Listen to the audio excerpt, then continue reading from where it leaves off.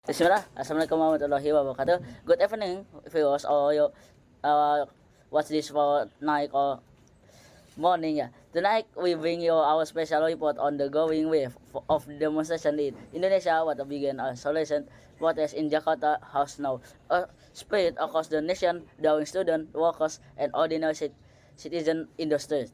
In the heart of this movement lies the tragic story of a young man, Afan Kurniawan, was that has become the symbol of the larger call for justice and reform. We become the last on the protest shaking the country. Over the past several days, Indonesia has witnessed mass demonstration in Jakarta, Bandung, Surabaya, and Makassar, and many other cities in there is a build DPR. The protest erupted after the death of Afan Kurniawan, an online motorcycle taxi driver who was killed during a clash between police force and demonstration in the capital city. What makes the protest significant is not only their scale but also their organization. On September 1, protest leader announced the 17 plus 8 people's demands. The 70 short-term demands, which are the most fulfilled immediately, include cutting except allotment for member of parliament, ensuring full transparency in the use of the state budget, and launching independent investigation into police brutality, including the cases of Afan and other victim Umar Amaruddin. The eight long-term demands to be achieved by August 2026 call of broader systemic reforms that include restricting the national parliament, limiting privilege for lawmakers, reforming the police force, and restoring public trust in state institute. Demonstrations say the demands reflect years of frustration. For many, this is about more than one incident, that is about the need to end corruption, strengthen democracy, and ensure the public officials are held accountable. The protests have united different groups, students, labor unions, online drivers, and civil society organizations. Some universities have even moved classes online to protect students during the unrest.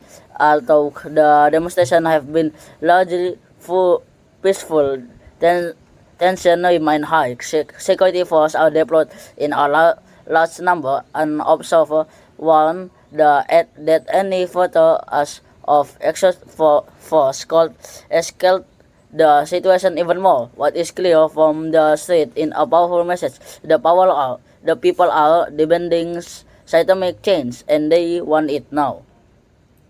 At the center of the nationwide the movement is the tragic story of one young man. His name is being centered in rails painted on banners and shared across social media. He is not a politician, protest leader, but his life and his death have become rallying cry. This is the story of Afan Kurniawan.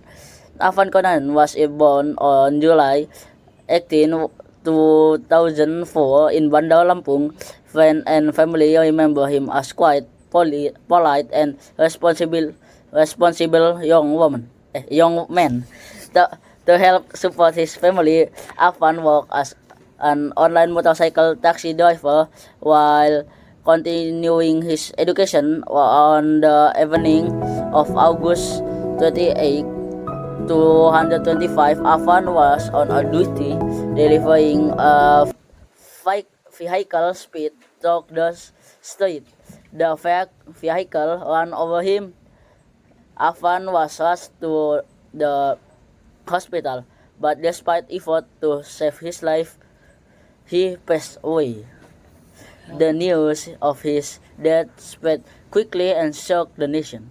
For many, it was unthinkable a young man simply working to earn a living become a victim in such a tragic way. Authorities later issued an apology, and seven officers were reportedly questioned over the incident. But Afan family, friends, and the public question remain. How could this have happened, and how can it be prevented from ever happening again. In the days that followed, Afan name became a symbol of injustice. Online drivers, communities, student groups, and civil society organizations rallied behind this memory. They demanded accountability, transparency, and independent fact in finding them to uncover to feel truth. Demonstration is his name soon spread to multiple cities, from Jakarta to Surabaya, from Makassar to Bandung. Court carried reading Justice for Afan. His story unites people from different backgrounds, reminding them of the vulnerability of ordinary citizens when the state power is used without accountability.